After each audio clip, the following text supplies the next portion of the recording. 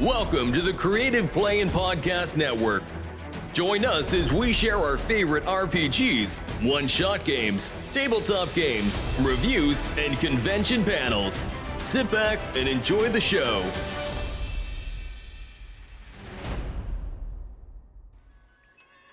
Hi, this is Kelly, aka Trixie from Ragnarok and Roll, assigned to Ragnarok Story, and Tilda Wimblewick from D&D Journey of the 5th Edition. First off, I would just like to say thank you to everyone for listening to our varied adventures, as well as for rating us on iTunes and RPGpodcast.com. If you haven't rated us yet, we would greatly appreciate it if you could. And if you're looking for more ways to support our efforts, we are now on Patreon, a great site where you can help us continue making more podcasts, as well as some special surprises for our patrons. If you can, please look us up at www.patreon.com/cppn. Every little bit helps. And again, thank you for listening. I'm going to be the AI curmudgeon. And I'm somewhere in between. So, we can introduce ourselves and say why we're decided we wanted to be on this panel. I'm Janni Simner. I'm best known for the Bones of Fairy trilogy, which has on that market. I don't think so. You're not supposed to close it completely, and if there's a... So I'm best known for the Bones of Fairy trilogy, which set in a world where any tech that could have fueled AI or anything else has been destroyed. It's a post-apocalyptic magical story. But I have also been doing some AI training as gig work, basically trying to train various generative AI systems to be more honest and less harmful. In large part by asking them questions and then choosing from among their answers. And I did that in large part because I wanted to, it was clear this is something we're going to be talking about more and more, and I wanted to know how it actually worked. There was a chance to get paid for actually working with some of the generative AI models. I'm Jim Doty. I write science fiction and fantasy under my initials, JL Doty.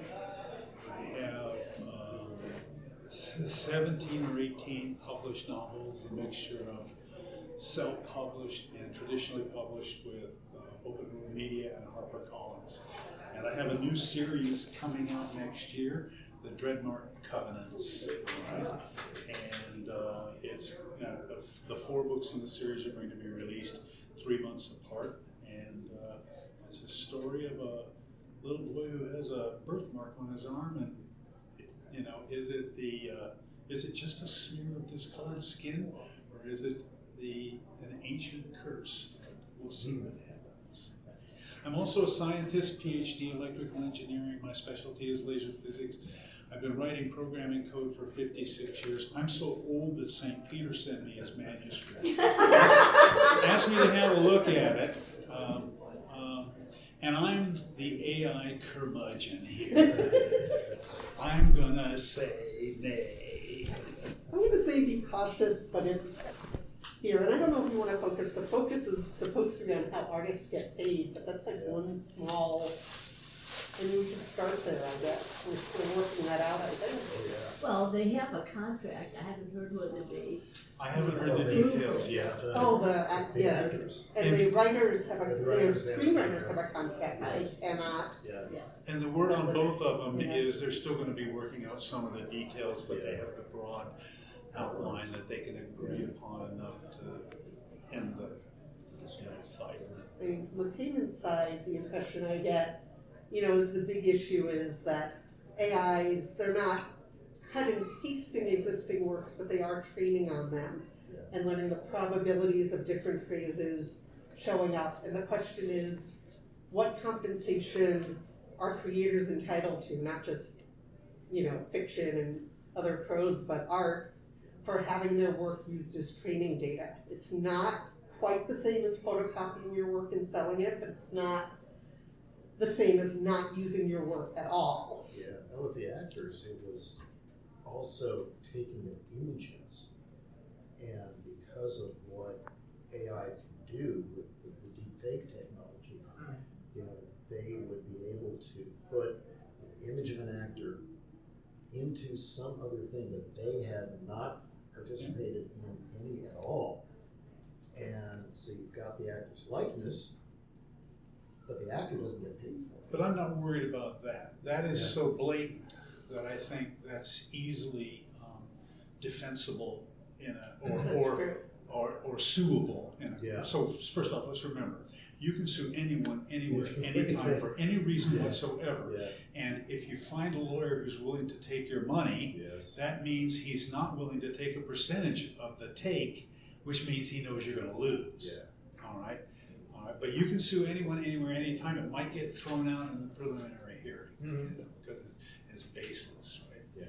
Well, so I'm pretty sure Sir Laurence Olivier's estate was all for it when he did Sky Captain. But that was really startling when you see that the first time. It's like, okay, this is a dead guy. And that was quite a few years ago, but I mean, how that would pertain to the future and how they can get away with it would be interesting. I'm not familiar with that. Yeah, Sir Laurence Olivier had a part toward the end in Sky Captain World of Tomorrow. It was with Angelina Jolie and a few others. It was made quite a few years ago. Let's see if I can figure out what year it was made. So in that's probably covered by the fact that, whatever rights he had are inheritable by Yeah, his estate. exactly. Okay? And it's a little, so certain kinds of rights are perpetual. Copyrights. What is it, and 25 years? Copyrights How now long? in Oh, 95 years after the creator's death.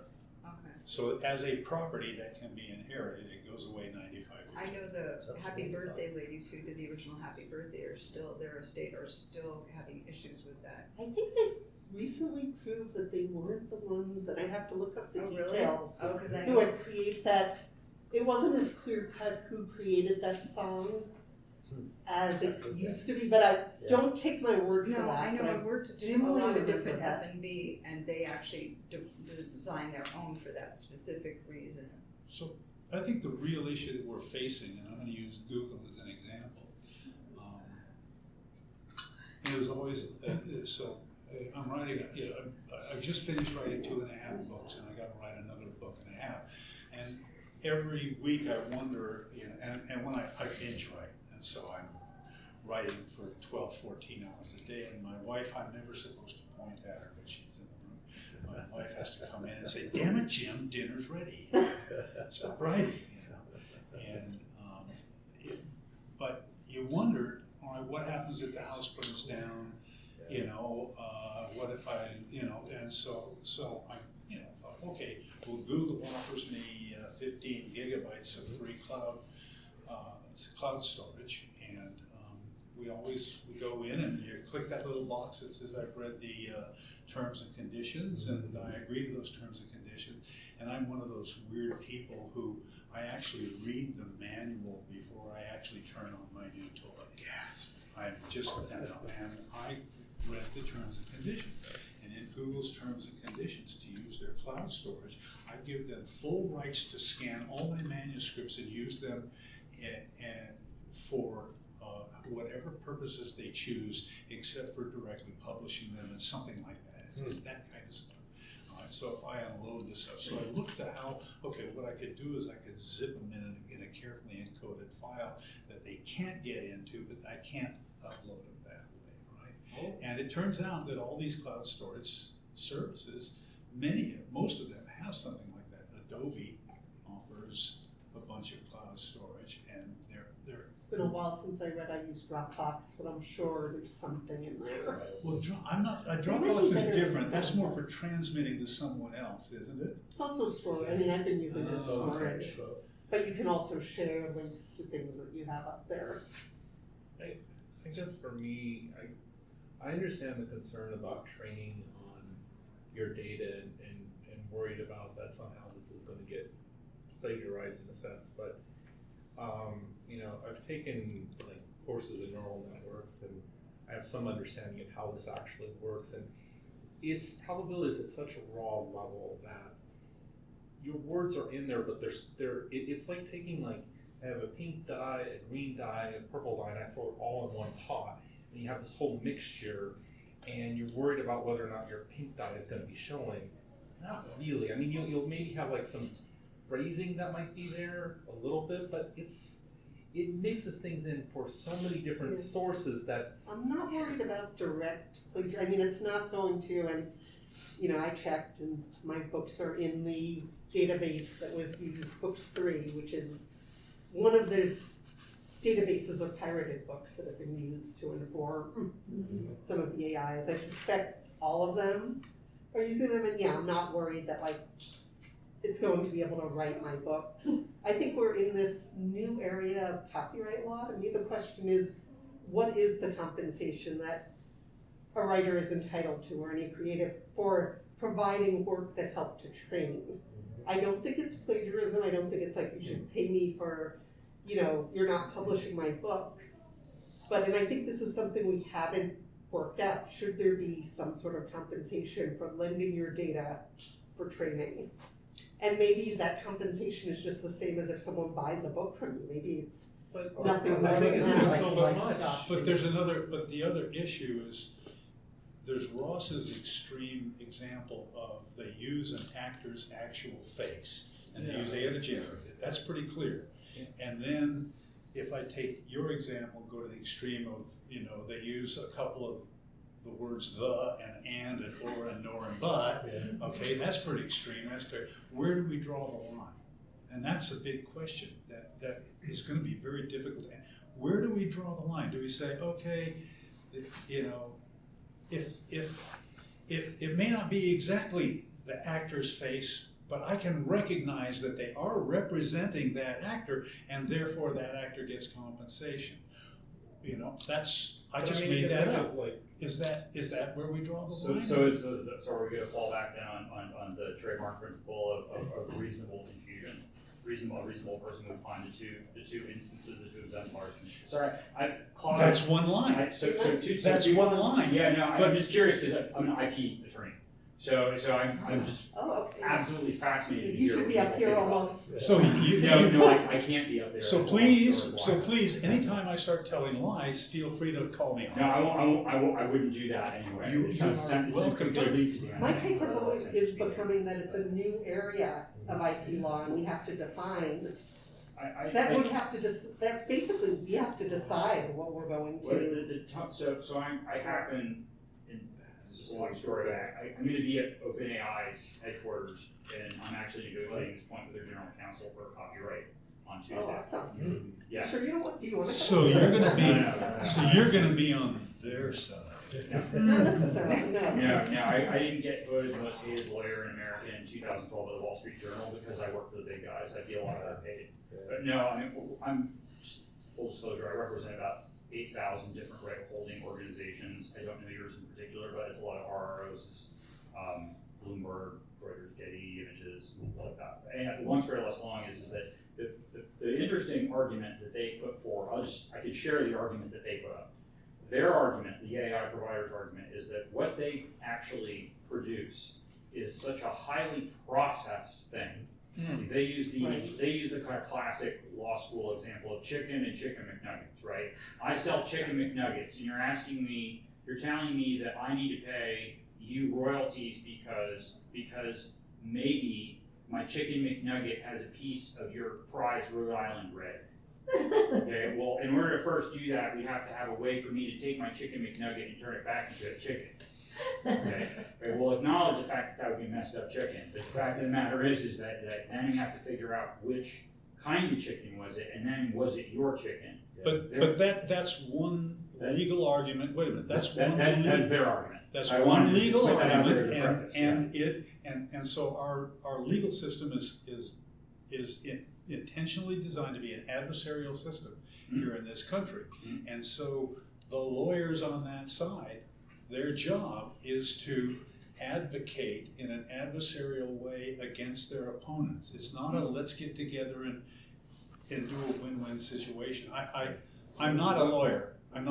But I have been I worked in the telecommunications industry for 40 years, and I've led teams, and I've been part of teams negotiating multi-year contracts with large corporations where you have to deliver 5,000 units a month at $1,000 a unit for the next 5. These kinds of contracts that are multi-$100 million contracts, and we don't let the lawyers negotiate the contracts.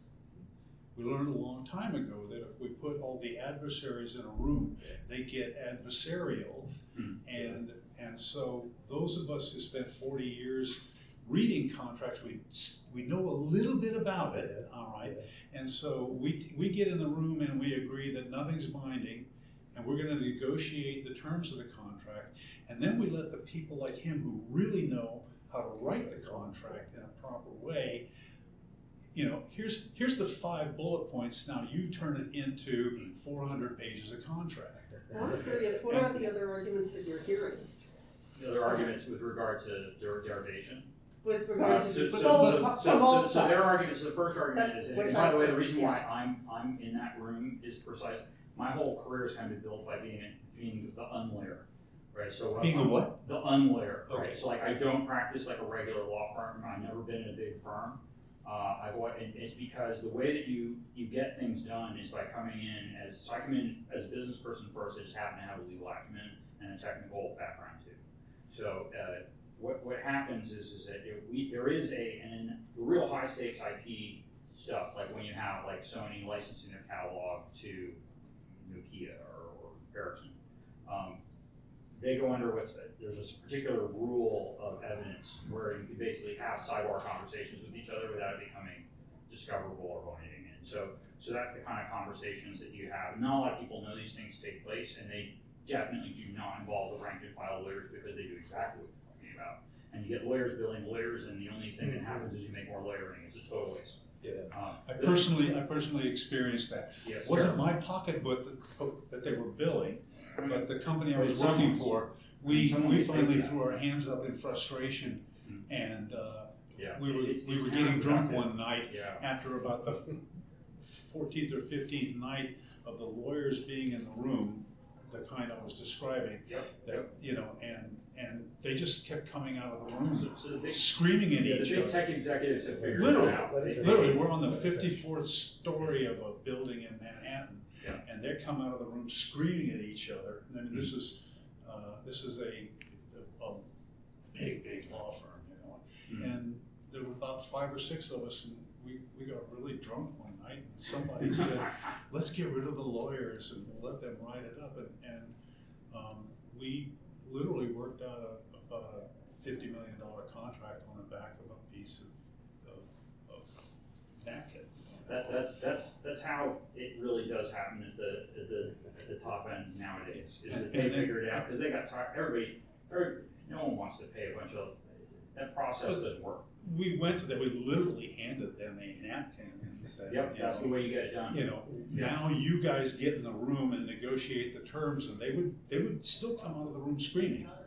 All right, and there'd be some snag, and then they'd go away, and we'd have the issue they gave us, and then we'd come back and say, okay, Here's the solution. here's the snag that here's our solution. Now you write that in the contract. Yeah. So So what are the other arguments that? Sure. So the first one is that the product is, like I said, sufficiently derivative that it's not. Right. They don't even have to fall to the level of being a derivative work that they produce. That's their first line of defense. Their second line of defense is fair use, that they found this through like in the case of, I'm going to tell you, so the books, whatever, books yeah. 3, whatever. So I'm going to let you know the worst kept secret in the business, which is that they all have it. Oh, I assume. They all have it. They all have it. They have a. It's just that the they all one, have it. They have a. There's a data the Books pooling. 3 one was trying to be generous and make it publicly available to everyone. Yeah, but That's how it's worse than that that out. though, because it's not just OpenAI. So I don't think I'm talking explicitly about them. There were a couple of large tech companies that have AI, deep mind, think, brain, whatever type insert. They all make their company names up by putting different combinations of the same 4 words together. It's kind of disturbing. Oh, gee, they're not really creative. Imagine putting creators out of business and they're not creative. Who knew? They bought a library from and I have a theory which one is a college went out of business. a for-profit college went out of business, and they bought their physical library. And the first thing that they did was they saw the bindings off the books, and they blew them all through a scanner. And that there is another books pile that you'll see out there. It's not free. I can't tell you the name of it. It has a code name. I'm assuming there's several Okay, out but there. it is, and it's mostly textbooks and technical books that are out there. But that's your Selviers, your Pruitts, your hardcore braces. Those guys are the ones that they're really mad. I can't blame them. But they're saying, well, it was in a library that was publicly available. Therefore, if we can see it, and it was visible for consumption by a member of the public who walked in off the street, they're saying that then they fall back on fair use. That's their second big pillar. And like I said, and then the third one is really not a defense at all. It's that no one knows how to pay us for it. That you can't figure out no one knows how to pay us for it. No one knows how to divvy up this tool. It's not like we're serving impressions of a copyrighted article on a news website like the Wall Street Journal or the New York Times or the Washington Post, where there's a click. And I can take how many clicks there were in a month or a week or a day or an hour, and I can use that to divvy up how many percent of that particular viewership should go to you as the author of that article, and we can write you a check for 19 cents or whatever the ridiculous number is, right? They can't even figure that out because of the nature of the process. That there's no way to figure out what your derivation of value should be in a royalty pooling calculation in the first place. We don't know how to do it. Someone else has to come in and figure it out for us.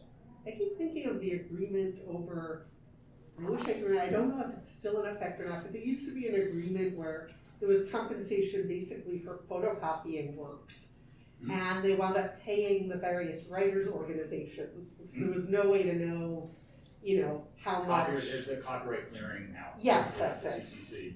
Yeah. And I almost wonder if that's the model that makes the most sense. I don't know. I have. They are at the table. Are they? They are at the table. That model is at the table. That is one of the things we're all figuring it out right now. But there's going to be two tracks. The first track is going to be the, chicken entrails reading smoke and mirror stuff that happens in a boardroom somewhere in Mission District, California, that will involve people not unlike myself. There will be two kinds of people in the room. I only represent little, small, mid-sized businesses and individuals. That's the only thing I do. I don't do big companies. I'd be a lot better paid if I did, but I like who I am. So it's nice to be able to look at yourself in the mirror. You have a soul? Well, let's not get I mean, that's what I do for a living. Did you not get the sense of brimstone? But seriously, yes, that is a model, and it's going to come down to that. I would argue, however, that in this case, it's going to be a little challenging to make that work, just because they're still in the copyright and photocopying reproductions clearance realm. One, a lot of that reporting has an element of voluntarism to it. Okay, and this because they figure out how to carve up this pie. Right, that's the problem. Is how do you apportion the pie? The second part is that it's the same problem that you have if you're a recording artist or you're a songwriter and you try and get paid. The reason why there's this dark royalty pool is about 23, 26% depending on the year of royalties. Oh, the SCAP. That kind of, it's like the lockbox problem, right? There's this box of money, and it's not in the people who are in. So the survey that they do that determines how the Britney Spears or whoever the money get, basically how much money we give to Beyonce and how much money we give to Taylor Swift, and then the rest of us get the federal scraps, I guess. It's kind of how it seems to go every year. There's a survey that's done, and it's only like the top 10,000, or 100,000 that really are enlisted in that, and they get a percentage calculated over big or small it is, and that is used to carve out part of it. And then there's everybody else. That long tail is a mess. No one really knows how to capture that. And there's a variety of people that want to do that. Like there's an idea of extending things like content ID, like the Alphabet YouTube system that they use to find people who have copyrighted content in the background. Figure out what that is. How do you do that with AI? Nobody knows. Like that is not a technically soluble problem at this point. And I have heard the argument, it's in a way, is it just the same as when I read a book and that informs my writing, except it's working both at a higher speed and with less That's true. precision. You know, I've heard that argument too, that basically the computer Once is you put it reading in a the model, book. you can't take it out. Like, that's the thing that we can prove. We can prove that you can't, the model can't unlearn what it's had put through it. And there's a speed factor, I don't know if that, you know, plays it. It's- You know, it can read more books than I can, Yeah, absolutely. although it's really not. I mean, the whole, I mean, technically, the stuff that like OpenAI and ChatGPT are doing, I mean, technically, most of that's been around for 25 years. We were doing Right. stuff like that in my lab in the 90s. yeah, it's not That- new, that- that's another that- thing. That leads me to my curmudgeon point of view. Okay. I've had about 10 real experiences with AI in the last 6 to 8 months. And one of them was when ChatGPT first came out. I just went online and said, okay, let's see what this is doing. And then, okay, so I did that. That was AI. The other 9 constitute, let me give you an example of one of the other 9. I use a tool called Pro Writing Aid. Okay, it is not generative AI, but it's very good. So I myself have learned to spot the things that I do wrong, and I do them over and over and over again. After 40 years of writing, I still do them, and I spend hours going through my manuscript when I've got it done, identifying, searching out, I'll use this phrase too many times, or I'll use a passive verb, things like that. ChatGPT is really good that even after I do that, I can plug what I've written into ChatGPT, and it will help identify passive verbs and poor phrasing and things like that. It's very good at that. Now, I've been doing that for a couple of years, and 6 months ago, ChatGPT was not an AI tool, but now it's an AI tool. Pro Writing Aid. It's Pro Writing Aid. I'm sorry, Pro Writing Aid. Now it's an AI tool. And the other 8 of those 9 experiences were the same thing. They're just a bunch of code that 6 months ago was not AI, and as soon as AI came on the scene, now they're all touting what they've got as an AI tool.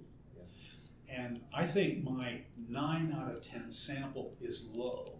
I think it's more like 99 out of 100 AI tools out there are really not AI. They're just some lines of code, and the marketing guy said, we can sell more of this stuff if we call it I disagree with AI. that. Pardon me? It's branded. Yeah, absolutely. But what you're saying isn't true. I It's- mean, it isn't true.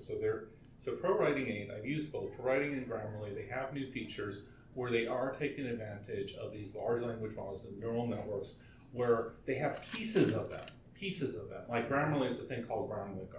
Yeah. And when you have a Grammarly subscription, you get 1,000 of these little things. And basically you can give it a phrase and it can reword it for you.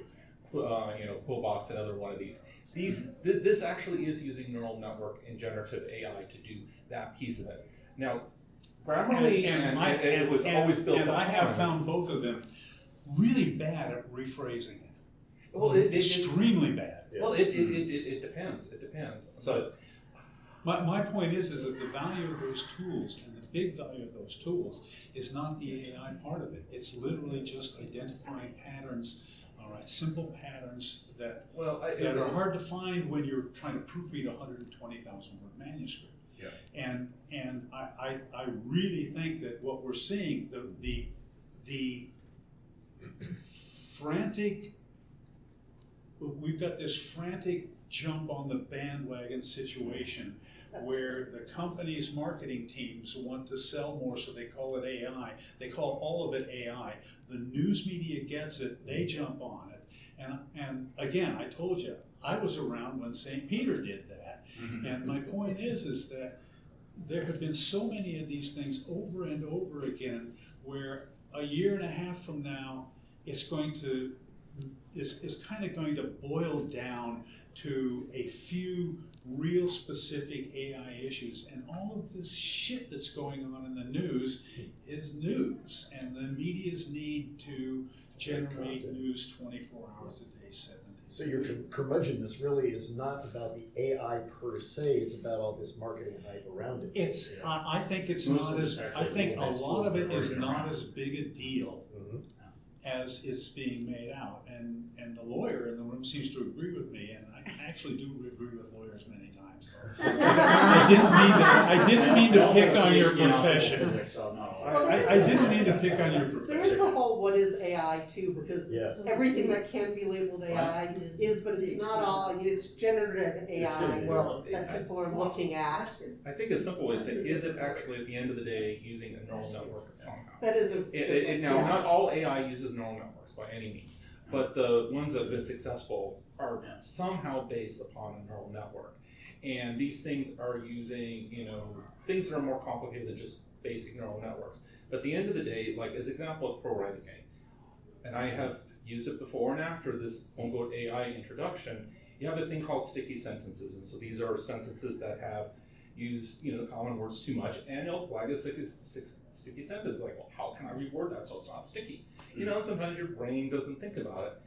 Older versions of Pro Writing Aid did not do a very good job with that. Newer versions are doing a better job with that. Is it great? Well, debatable, but that's an example of it having AI inserted into it. Is it I an just AI used tool? Pro Writing Aid Okay. on 280,000 words worth of manuscripts, and I did not see an improvement in their ability to. I constantly rejected their rewriting. It was really good at identifying it and reminded me, oh, I should stop and look at that paragraph. But I think in a 120,000 word novel, I think I might have accepted their rewrite or a version of it maybe once. They're terrible. They're really terrible at rewriting. Well, in general, generative AI is not as competent as it's made out to be. Yeah. And I think that's actually my concern. I'm not yet concerned my job is going to get taken away by AI. I am concerned that everyone is going to get even worse at believing things that are not true. Because AI lies, doesn't know it's lying. That's a really good point. And that's, I think, the biggest actually danger, which gets way away from how to pay. There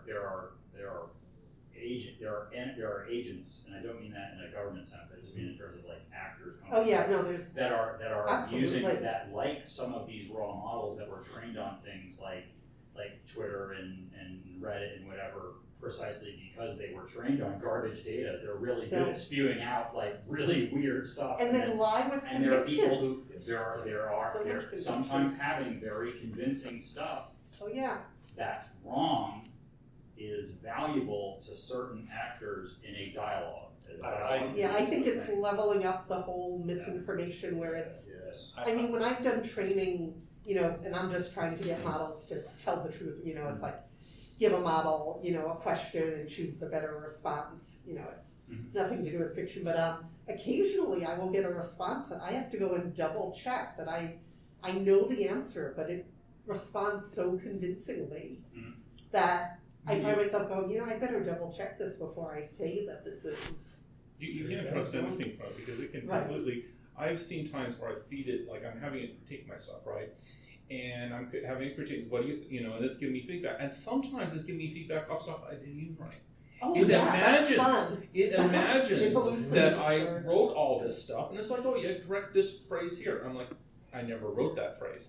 So it literally can hallucinate in the weirdest ways. But I just want to make the point that you're talking about like this whole idea of wanting to have people compensated for their works or whatever.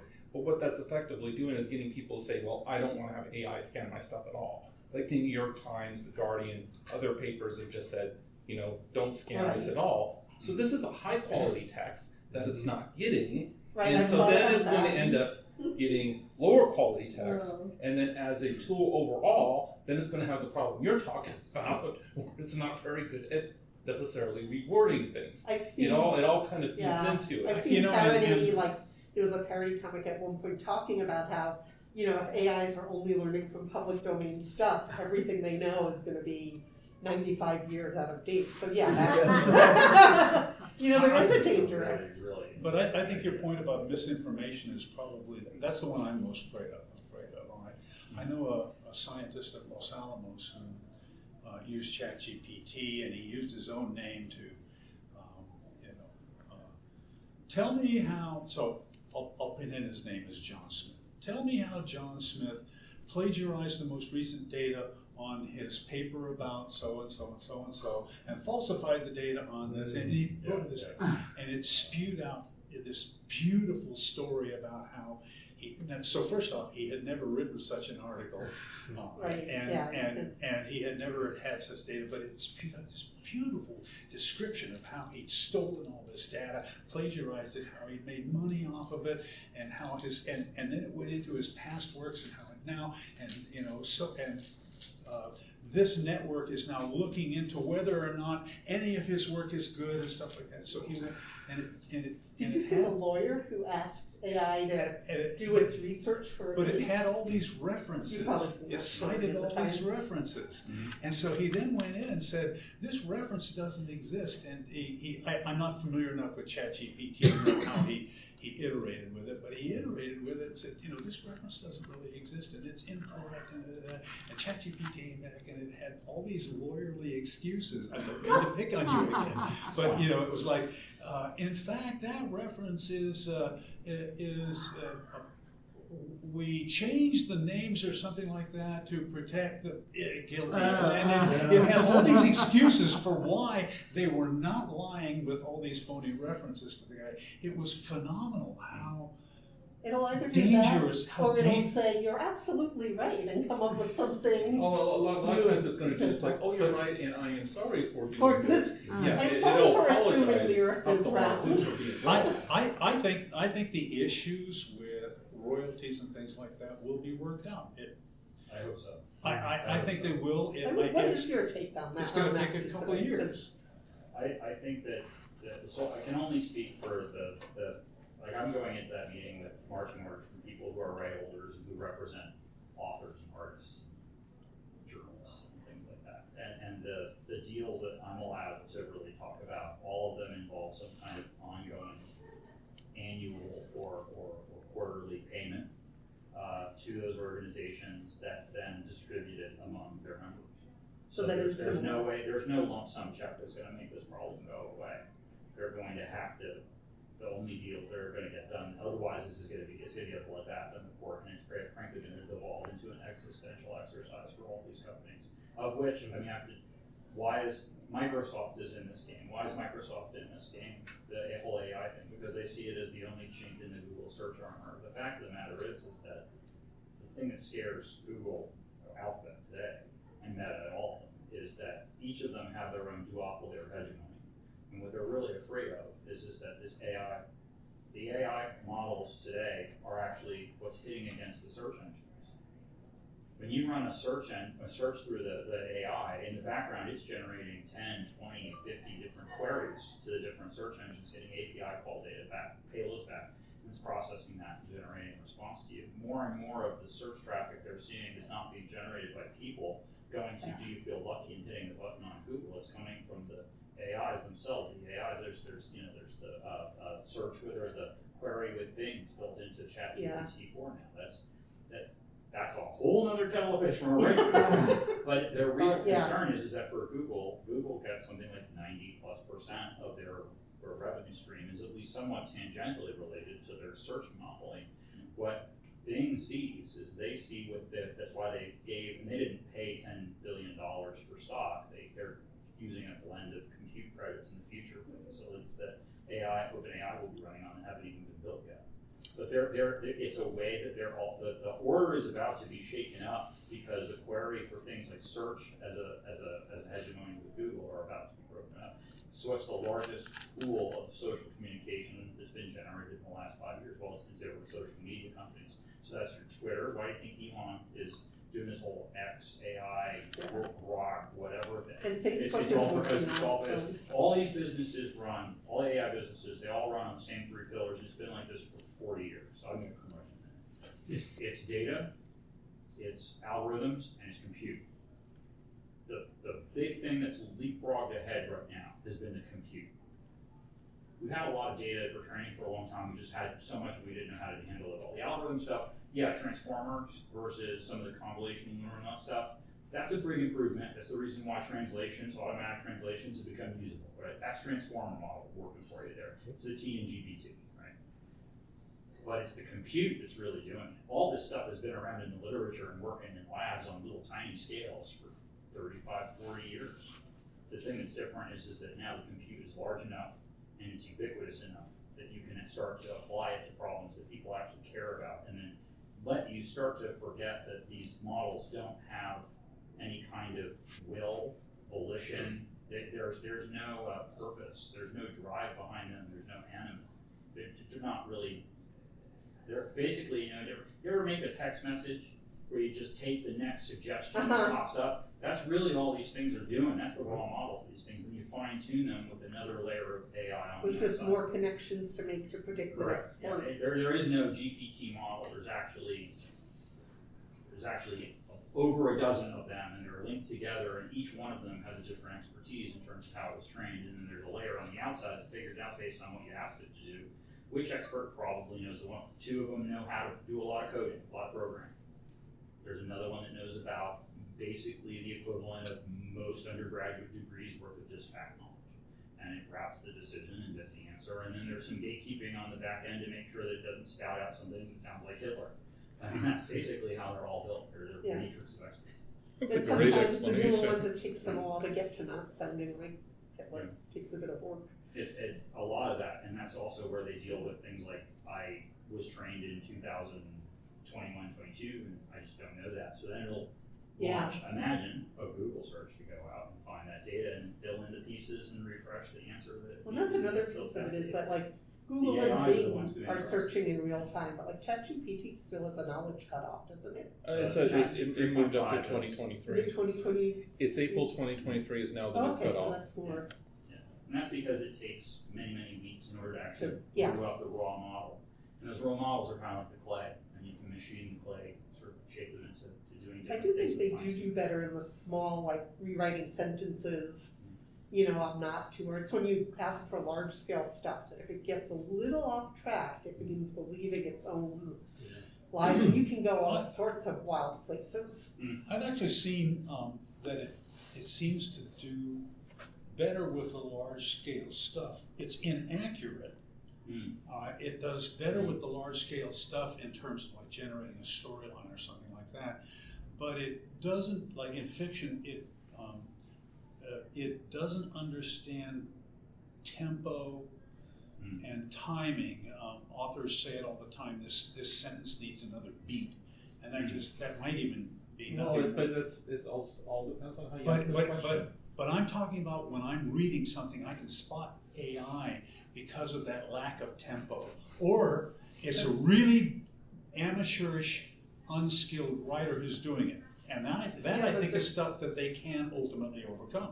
But the thing that always gets me with that is people, when they're talking about that's ChatGPT 3.5, not 4.0. There are worlds of differences between how these two things go about wording things. So the stuff that you're talking about, ChatGPT 4, if you give it an example, I want things worded like this, and you give it an example, it will word things like that, and it will meet the criteria that you want. It can do that, but people keep using the free version of 3.5. The free version out there, which is 3.5, which sucks by comparison. The example I always give is that 3.5 in doing the bar exam is at the bottom 10%. 4.0 is at the top 10%. There is orders of magnitude difference between these two different versions of ChatGPT when it comes to the English language. So a lot of these ones where they're talking about, it's horribly written or whatever, that's 3.5. Joe, the thing is, you have the expertise, you have the expert knowledge to know that. The vast majority of writers, other users, don't. And so they only know what they've experienced.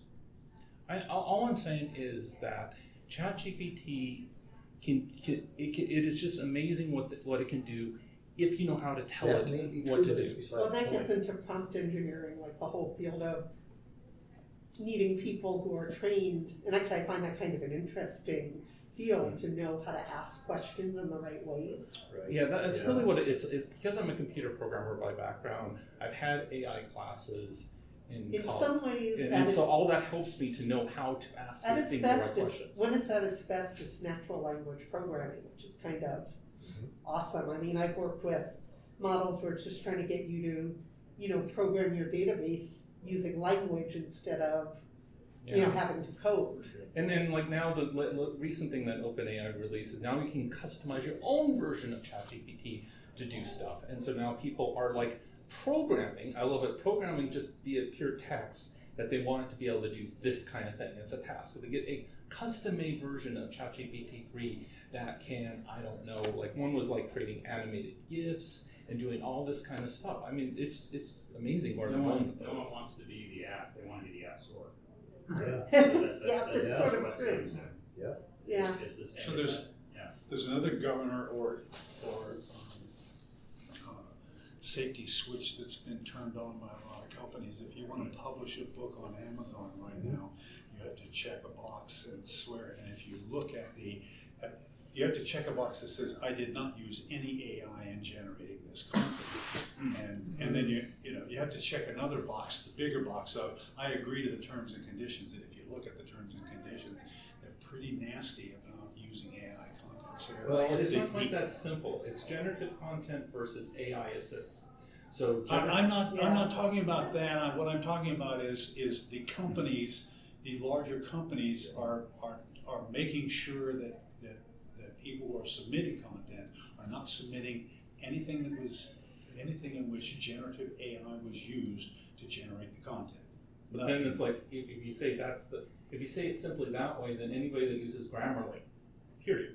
Anybody that uses Grammarly is using generative content to some extent because of how Grammarly works. But There's a lot of But see, really is AI assist. So They're they're really trying to guard against is that a lot of these companies, like Amazon in particular, they want to know that the content, whether or not it's machine generated, because if you use machine generated content in order to train, you know this, right? If you cannibalize, it's like mad cows. They don't want to get sued. If you feed generative content to a raw model process, you generate garbage, right? Is that they want to know that the content that they're getting from you is written by a person, because then it's useful for more than one person. But they also don't want to get sued.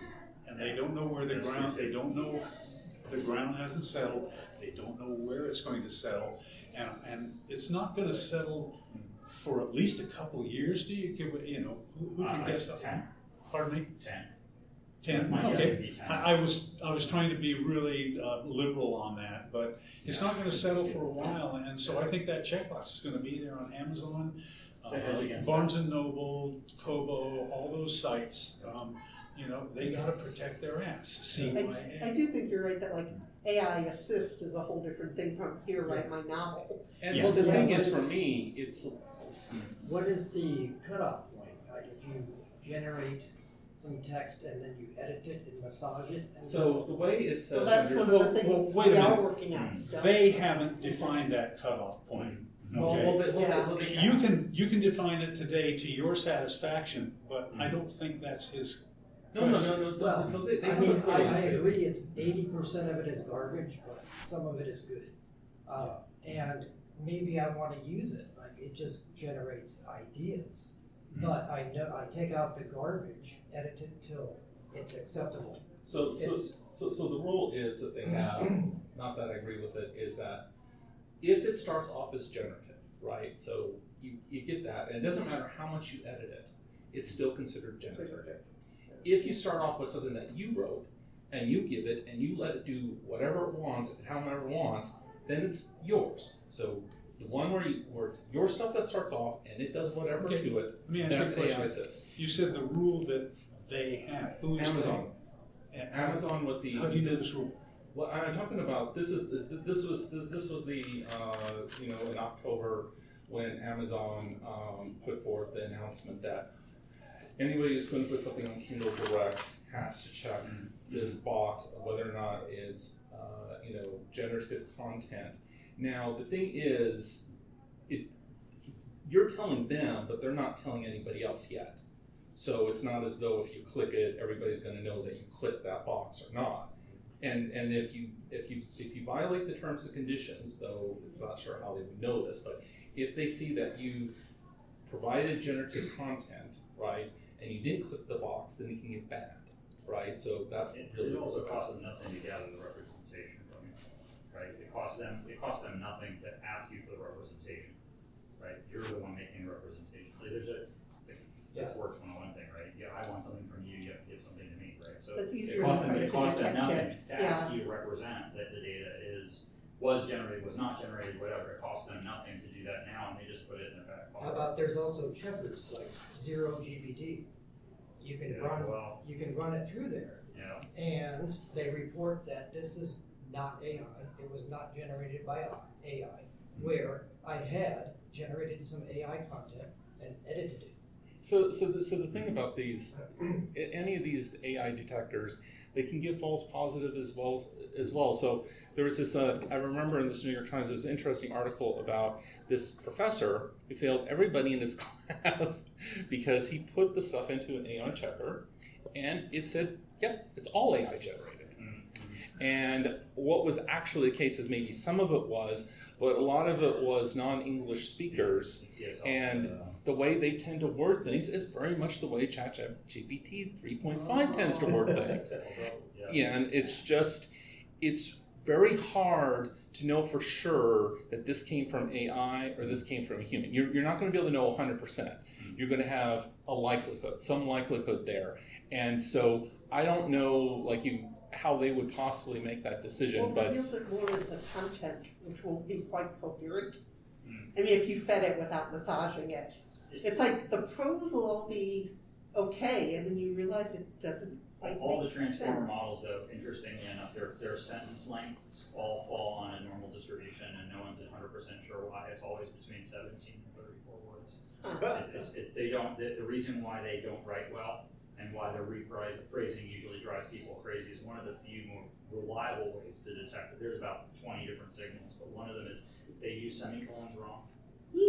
I've noticed. Basic stuff. I have noticed that so many commas, and they don't get long, correct long sentences. It can't do, and short sentence length. It can't do. So that's the reason why a lot of times the rewrites. The rewrites are trying to fit the sentence length, the word length, in a certain distribution. I don't know why somebody would do that, but that's the way that all of them kind of, regardless of which version of the transformer models, you mentioned all of them kind of spit that out in a bell curve distribution, and they're short. So in fact, there's another factor here. You mentioned, for example, the Oxford comma.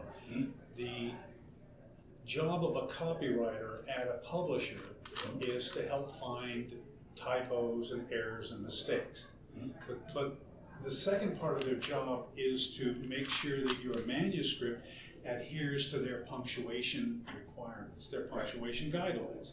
And I was surprised when, the first time a publisher edited my manuscript, that this publisher had a rule that you will always include the Oxford comma. You familiar what I mean by Oxford comma? Okay. You will always include, that is their publishing guideline, and when they publish it, it's going to be included. And so you have these, and the problem that they face is that copy editors are not the highest paid people in the world. That's usually a junior startup position, so they can't give them a broad guideline that, here's when you'll use here's when you won't, and they don't want to give them judgments, so they tend to come up with these really hard rules. We will always use it or we won't use it. Whereas in fact, always using it or not using it can actually create problems one way or the other. Always using it can create, sometimes you don't want to use it just because it makes it clear. Sometimes you do. But they can't do that with a lower paid starting position like a copy editor. And so they have these strict requirements in their punctuation, and they're not always right. So that, I think, it occurred to me when you mentioned that, and this is not a thought that I had before, that muddles the picture even further. Yeah. I'm realizing we're 4 minutes. at the end of time. Got a closing comment? Because if you want to watch AI lie convincingly, ask it something along the lines of, give me a list of all the prime numbers that are divisible by 2.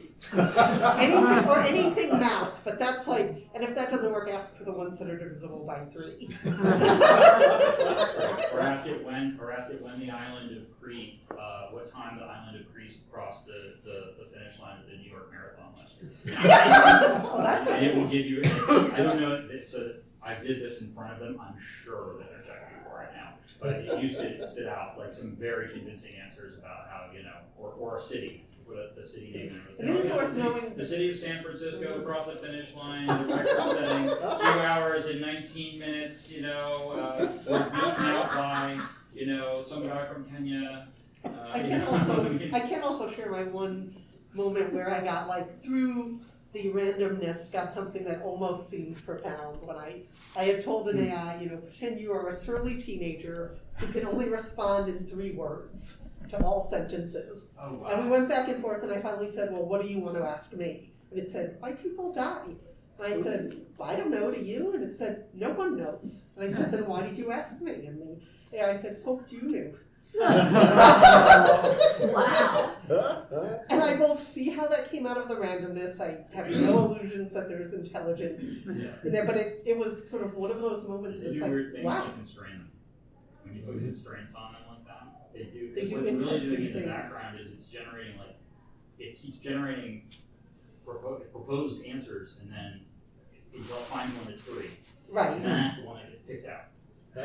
So, yeah. So my closing statement, it's all bullshit. 5 to 10 years from now, we won't be talking about AI. I agree with you. On the other hand, I get to go to San Francisco and have dim sum on too.